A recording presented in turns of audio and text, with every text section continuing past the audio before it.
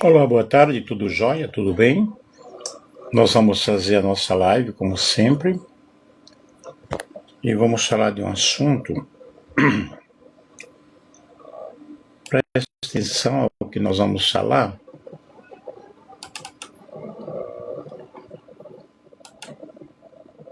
A unção sobre os pastores na atualidade. Fundamentos bíblicos, limites teológicos e desafios pastorais. Vamos refletir sobre esse assunto aqui. Essa reflexão ela está fundamentada nas Escrituras e em teólogos clássicos contemporâneos, como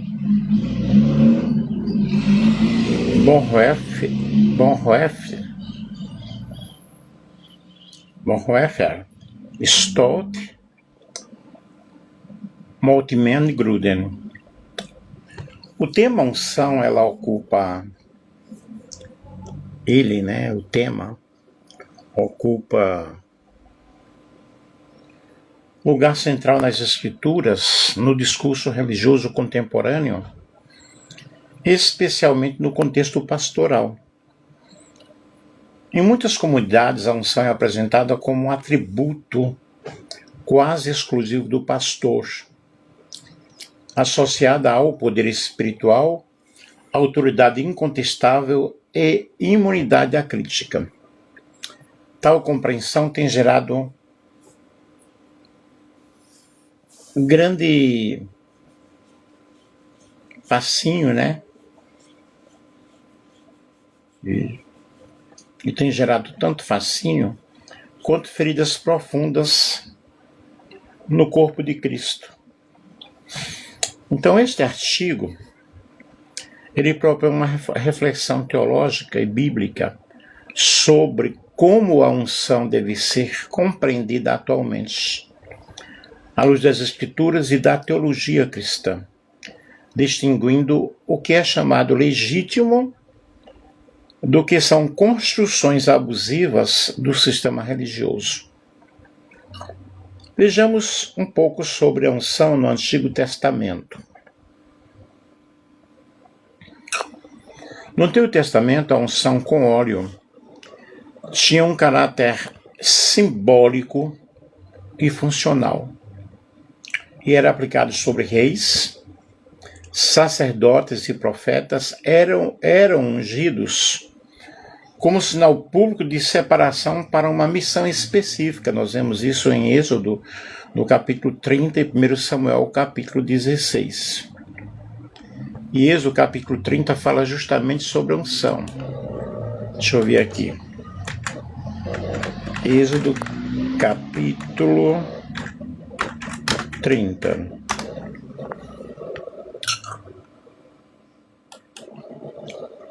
É um capítulo enorme, tá? São muitos versículos.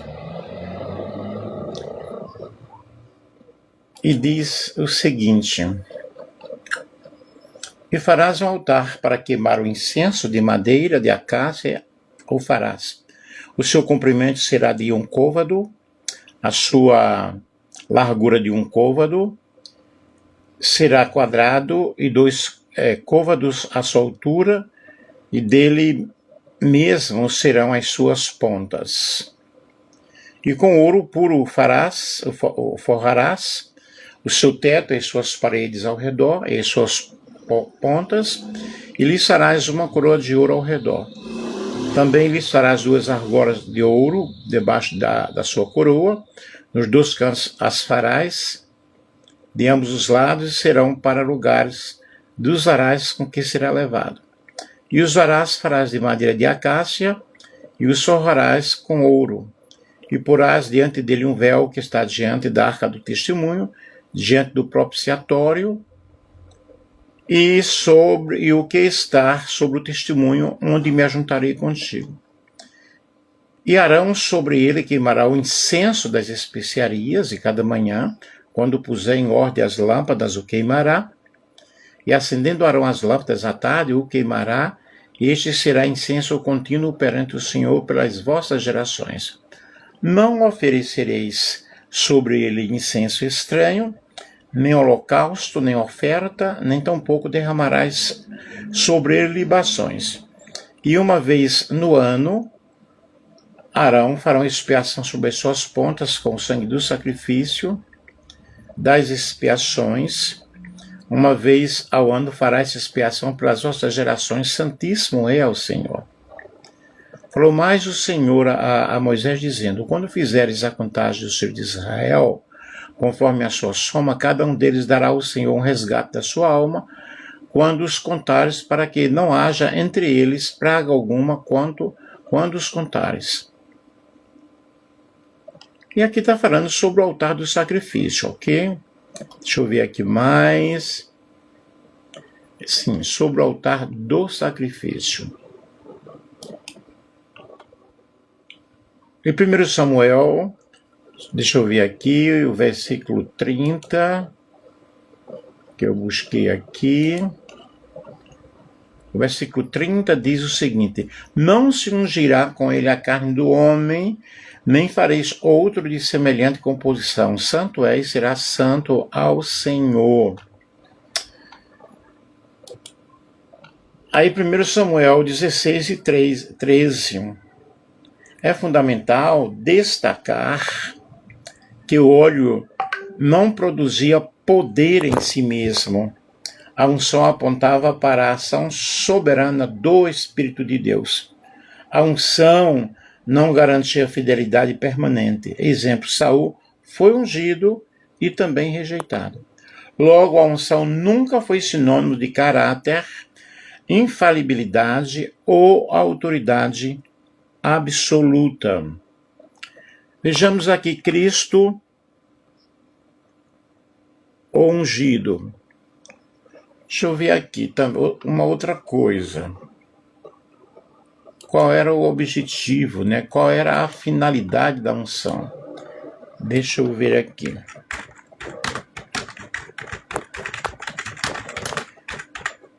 A finalidade da unção, queridos, qual era?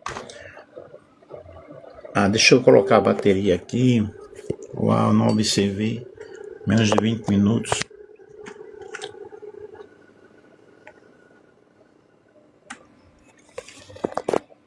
Deixa eu ver aqui. A unção é um ato simbólico que envolve a aplicação do óleo ou substâncias perfumadas sobre uma pessoa ou objeto. E possui um significado profundo nas tradições religiosas, especialmente na Bíblia. Só um momento aqui, tá? Eu vou ver aqui porque a bateria está terminando. Eu não observei. Eu tenho que ver uma outra forma aqui.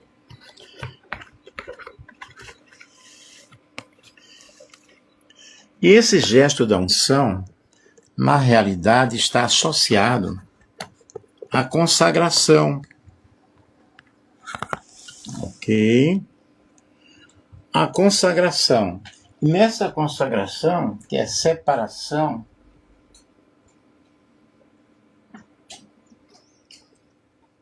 para um propósito divino. Portanto, a unção ela é uma consagração de líderes, no caso no Antigo Testamento, a unção era usada para marcar reis, profetas, sacerdotes, indicando que essas pessoas foram escolhidas por Deus para cumprir uma missão profética. Aí nós vemos Saul, Davi, né, e a autoridade divina sobre eles. É uma capacitação espiritual e é vista como um sinal da capacitação que Deus concede aos crentes para servi-lo. Ela representa a presença do Espírito Santo, que guia e fortalece os fiéis para a sua jornada espiritual. Também cura e proteção. Em algumas tradições, a unção é realizada com o objetivo de curar ou proteger espiritualmente alguém, sendo um gesto de bênção e cuidado. E tinha também os objetos sagrados, além de pessoas, objetos utilizados em rituais religiosos, como os do templo, também eram ungidos para indicar que eram sagrados e dedicados ao serviço divino, à causa do Senhor. Isso nós estamos falando sobre o Velho Testamento. Aí nós temos Cristo ungido e a transição para o Novo Testamento. No Novo Testamento, a unção encontra seu cumprimento pleno em Jesus Cristo. O Espírito do Senhor está sobre mim porque me ungiu. Lucas capítulo 4, 18. Portanto, Cristo é o ungido definitivo e toda unção na igreja deriva dele. Não há mais necessidade de ritos externos, pois a unção agora é uma unção interior. E a própria Bíblia diz, vós entendeis tudo, porque a unção do santo está sobre vós. Isso agora já com um significado espiritual. O apóstolo João que afirma isso em 1 João capítulo 2, o versículo 20. Tendes a unção que vem do Senhor. Isso significa que todo cristão é ungido pelo Espírito Santo, não apenas líderes. Me compreendem? Vejam que aí agora está uma conotação. Já não é uma palavra denotativa, mas conotativa. A unção pastoral no contexto atual, biblicamente, o pastor não possui uma unção superior, mas um chamado específico para dentro do corpo de Cristo. Em Efésios 4, 1 a 12, deixa eu ver se encontro aqui, Efésios 4, 1 a 12, mas eu não vou ler tudo, tá?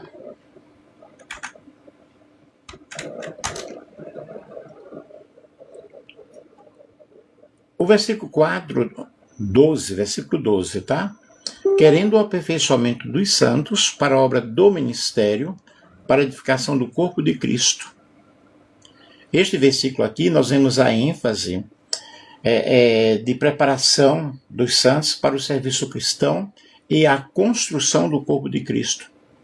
E o objetivo disso aqui é que todos cheguem à unidade da fé e ao pleno conhecimento do Filho de Deus, alcançando a maturidade espiritual. O versículo 11, vamos ver o versículo 11. Efésios 4, 11. Eu disse 1 a 12, mas o versículo 11. Efésios 4, 11. Estou lendo aqui para ajudar. Deixa eu ver. Em Efésios 4, 11, e ele designou alguns para apóstolos, outros para profetas, outros para evangelistas e outros para pastores e mestres. E ele deu como apóstolos, e outros como profetas, e outros como evangelistas, e outros como pastores e mestres. Isso em outras traduções. Então vejam, foi Deus que deu, foi Deus que chamou. A capacitação vem do Senhor, vem de Deus. Portanto, essa unção, ela deve ser entendida como a capacitação para servir, uma responsabilidade espiritual e vocação para cuidar de pessoas. E Pedro, ele orienta aos líderes a apacentar o rebanho de Deus não como dominadores. 1 Pedro 5, 2 a 8. Porque pastor não é dono de igreja. O líder não é o dono da igreja. Portanto, a unção pastoral é funcional, relacional e servidora, nunca hierárquica ou absolutista. Vejam, aqui está falando de função. Distorções contemporâneas sobre a unção. A unção como instrumento de poder. Quando a unção é usada para justificar controle, manipulação ou silêncio forçado dos membros, ela se transforma em abuso espiritual. E ontem nós falamos justamente sobre abuso espiritual. O uso indevido do não toqueis no ungido, texto como 1 Samuel, capítulo 24, versículo 6, são frequentemente retratados do contexto para impedir qualquer questionamento. No entanto, no Novo Testamento, líderes são avaliados. nós vemos em 1 Timóteo capítulo 3. 1 Timóteo capítulo 3,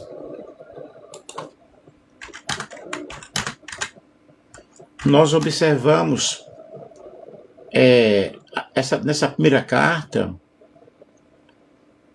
que é uma carta escrita por Paulo ao seu sobrinho Timóteo, onde ele faz uma exortação que ele possa permanecer fiel na fé. Mas em 1 Timóteo aí, deixa eu ver aqui, 1 Timóteo capítulo 3,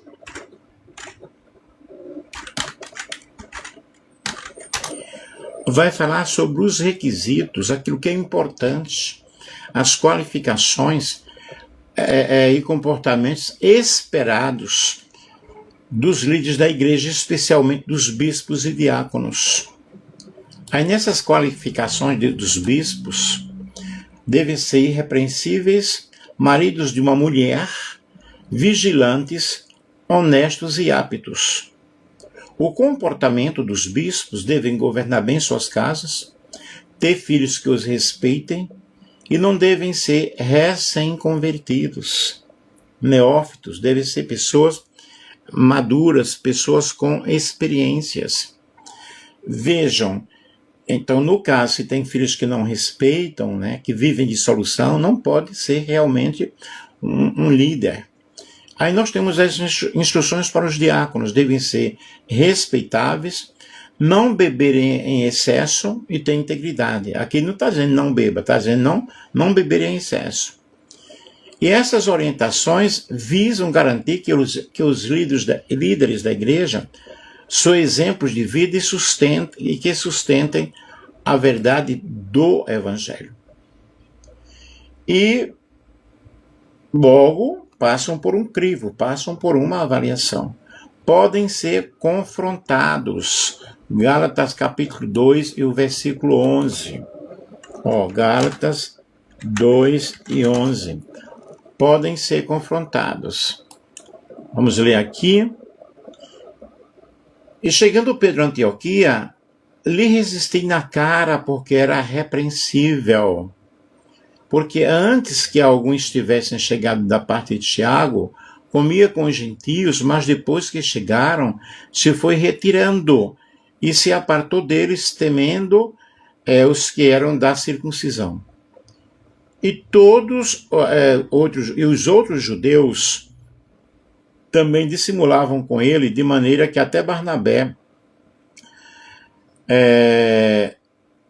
se deixou levar pela sua dissimulação.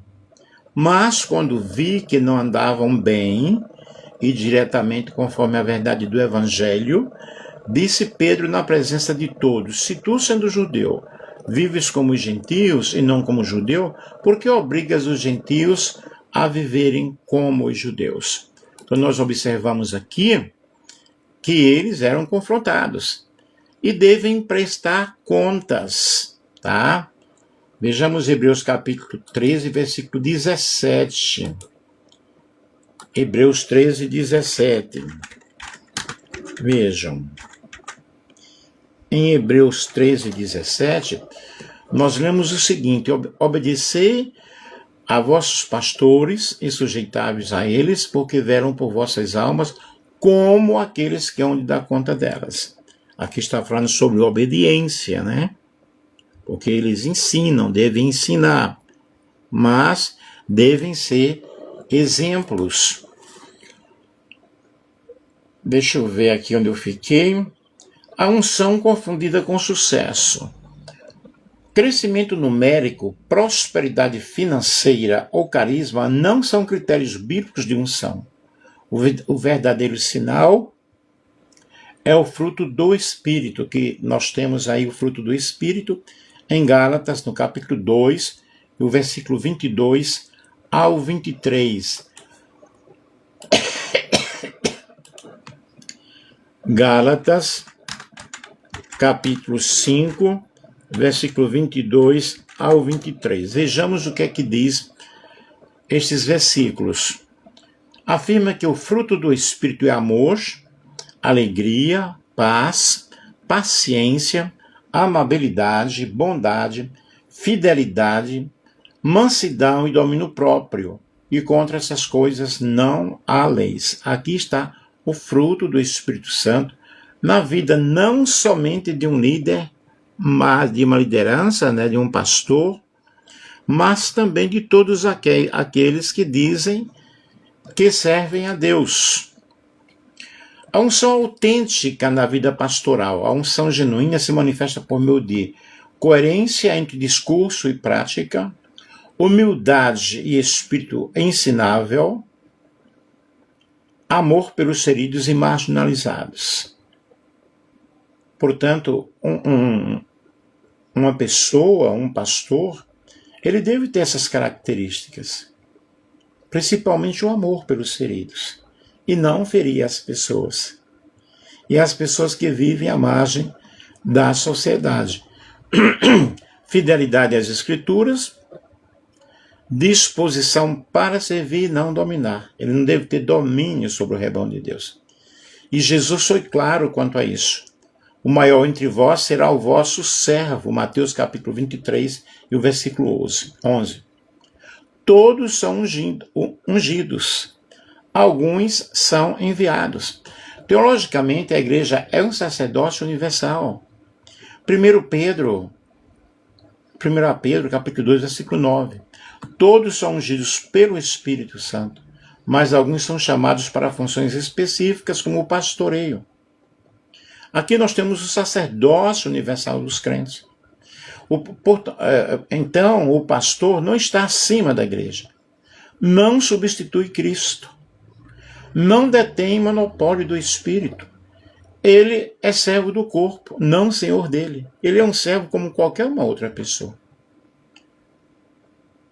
Então, a unção pastoral, à luz do Novo Testamento, não legitima poder autoritário, não cria castas espirituais e não isenta líderes de correção. Ela é, antes de tudo, a unção do Espírito Santo, capacitando alguém a cuidar de pessoas segundo o modelo de Cristo. E quando a unção deixa de servir ao amor e passa a servir ao ego, ela deixa de ser unção e se torna instrumento de opressão religiosa. É necessário, então, nós entendermos que esta unção, todos nós somos chamados pelo Senhor. Mas pode-se ungir, então, com óleo, um pastor, um obreiro, um diácono? Vejamos o que podemos falar sobre isso. Sim, pode-se ungir um pastor com óleo, mas com importantes esclarecimentos bíblicos e teológicos. A prática, ela não está proibindo. Porém, não é obrigatória e nem confere status espiritual maior. A unção com óleo é bíblica. Sim, o uso do óleo aparece na Bíblia, mas não com funções específicas. A unção no Antigo Testamento marcava a separação para uma função. Nós já lemos. Era um sinal externo, não fonte de poder. E no Novo Testamento não há mandamento para ungir pastores com óleo para ministério. O óleo aparece ligado a cura e cuidado. Marcos capítulo 6, versículo 13, Tiago capítulo 5, versículo 14. Como hospitalidade, ele aparece ligado à hospitalidade e símbolo de consolo. Lucas capítulo 7, 46. O Novo Testamento não institui um rito de unção ministerial como norma para líderes. Então, pode ungir pastores hoje? Pode. Desde que é um ato simbólico, representa consagração, oração e envio, não transmite poder espiritual, não cria hierarquia espiritual. Sendo assim, o óleo é sinal, não fonte de unção. O que não acontece quando se unge um pastor? É importante deixar claro para a igreja que o pastor não recebe mais do Espírito Santo. Não se torna intocável, não toqueis nos meus ungidos. Esse versículo ele é aplicado erradamente para algumas pessoas. Não passa a ter autoridade absoluta. Não fica acima da correção bíblica.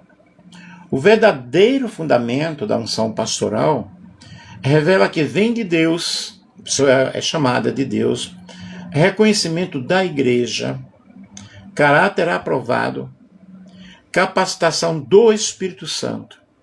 Separai-me a Paulo e a Barnabé para a obra que eu os tenho chamado. Houve jejum e oração, não ênfase no óleo. Aí nós temos aí o risco pastoral quando o óleo vira instrumento de poder. Quando o óleo, a unção com óleo é apresentada como algo que só o pastor tem, ninguém pode questionar, garante autoridade espiritual, aí isso aí vai ser um abuso espiritual, né? E Jesus advertiu, entre vós não será assim. Pode-se ungir um pastor com óleo, mas ninguém é pastor por causa do óleo. É por causa do seu chamado, do caráter. E o pastor pode ser ungido com óleo? Pode, como símbolo de consagração e oração. Mas a verdadeira unção não está no óleo, está no Espírito Santo, no caráter de quem serve. Me compreendem? E como era feita essa unção, né? No Antigo Testamento? Era um ritual. No Antigo Testamento, a unção hebraico, massash, ungir, era um ato sagrado e público, que simbolizava separação divina, consagração para uma missão, capacitação pelo Espírito Santo. Ela não era algo comum, mas reservada a pessoas e objetos escolhidos por Deus. Como se fazia? A unção era feita com óleo, geralmente azeite de oliva puro. Em alguns casos, óleo sagrado composto conforme prescrição divina, e nós temos Êxodo capítulo 30, versículo 22 ao 25, que era uma mistura específica de mirra pura, canela aromática, cálamo aromático, cássia, azeite de oliva. Esse óleo era exclusivo para uso sagrado. Não podia ser reproduzido para uso comum. Êxodo capítulo 30, versículo 32 ao 33. Quem realizava a unção?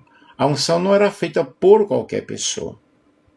Sacerdotes, Arão e seus filhos foram ungidos por Moisés como ordem divina. Êxodo capítulo 29, versículo 7.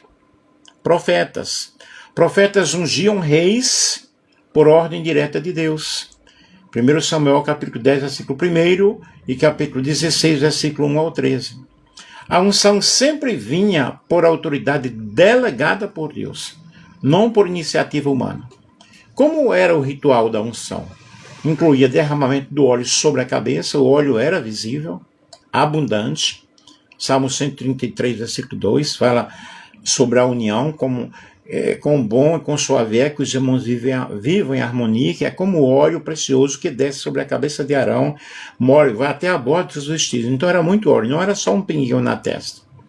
Pronúncia da palavra de Deus, havia uma declaração do chamado e da missão, reconhecimento público, a comunidade sabia que aquela pessoa estava sendo separada. O exemplo clássico disso nós vemos, Samuel tomou o chifre do óleo e o ungiu no meio dos seus irmãos. 1 Samuel capítulo 16, versículo 13. Quem era ungido no Antigo Testamento? Sacerdotes, para servir no culto, interceder pelo povo, Êxodo capítulo 30, versículo 30. Reis, para governar sob a autoridade de Deus, 1 Samuel capítulo 10, versículo 1. 1 Reis capítulo 1, versículo 39. Profetas em casos específicos, Eliseu, 1 Reis 19, 16, não era uma prática geral para todo o povo. E o que acontecia após a unção? A Bíblia mostra que o Espírito do Senhor vinha sobre o ungido. 1 Samuel 16, 13. E a unção não impedia o pecado. Não garantia a permanência do favor divino. Saul foi ungido, mas porém depois ele foi rejeitado, porque desobedeceu. Os limites teológicos da unção no Antigo Testamento. É essencial enfatizar que a unção não tornava a pessoa infalível, não substituía obediência, não criava imunidade moral. Obedecer é melhor do que sacrifício, diz a palavra de Deus. E no Antigo Testamento a unção era um rito externo com óleo. No Novo Testamento ela se cumpre em Cristo e se torna uma realidade interna pelo Espírito Santo. No Antigo Testamento o óleo escorria pela cabeça.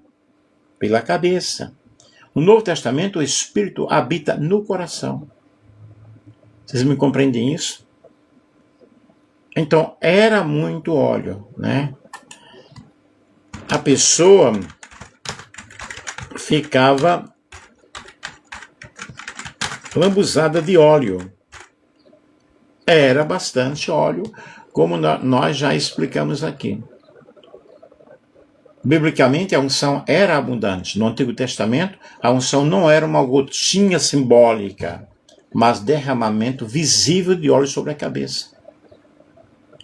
É como óleo precioso derramado sobre a cabeça, que desce sobre a barba de Arão, e desce até a orla de seus vestidos. O óleo escorria pela cabeça, molhava a barba, chegava às vestes.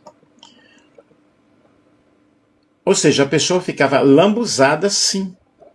Outro exemplo, Samuel tomou o chifre de óleo e o ungiu. Um chifre cheio de óleo, não uma gota.